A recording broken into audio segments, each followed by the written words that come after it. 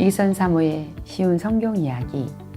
오늘은 일반 서신 야고보서에 대해서 나누도록 하겠습니다.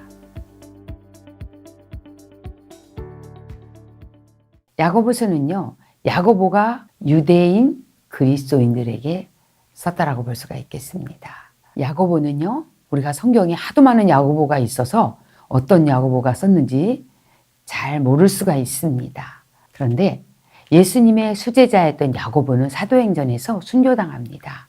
그래서 정설에 의하면 예수님의 동생 야고보가 이 야고보서를 썼다라고 볼 수가 있습니다.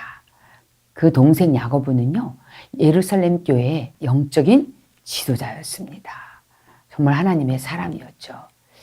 이 야고보서는 신약의 잠언이라고도 불리고 있으며, 다른 서신서는 그가 갖고 있는 중심 교리가 예수 그리스도의 십자가와 부활에 대해서 기록하고 있는데, 여기는 별로 그런 내용이 없습니다.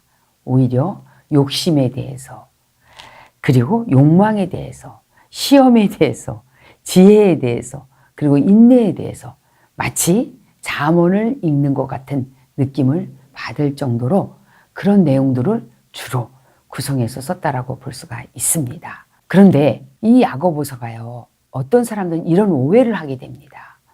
행함이 없는 믿음은 죽은 믿음이라 했기 때문에 마치 우리 구원의 문제가 행함이 있어야만이 구원받을 수 있다라는 그런 착각을 불러일으키게 한다라는 것입니다.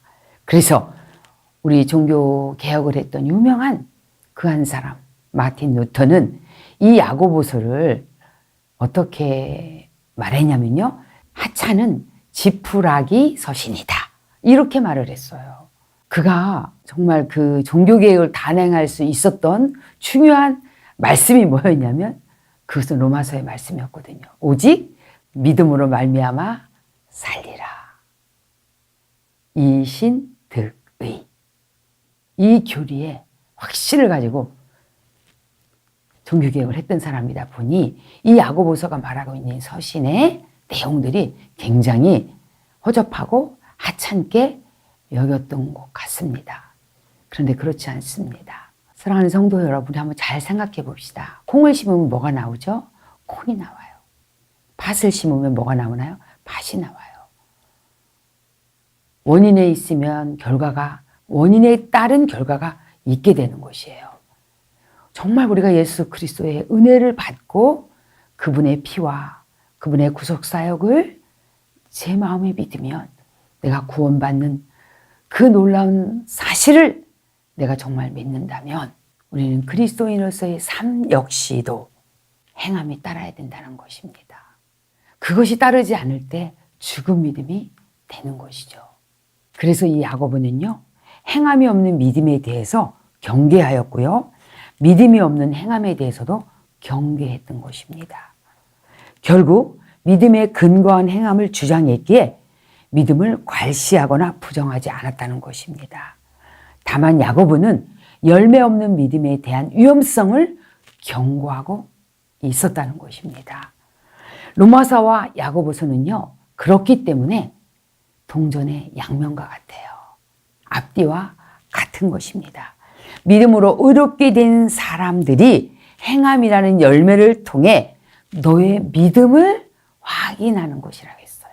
우리 성도 여러분들이 이걸 오해하지 않았으면 좋겠습니다. 제가 어떤 목사님, 외국에 계신 목사님으로부터 들은 이야기가 있습니다. 한국에 오면 너무나 깜짝 놀랄 두 가지가 있다.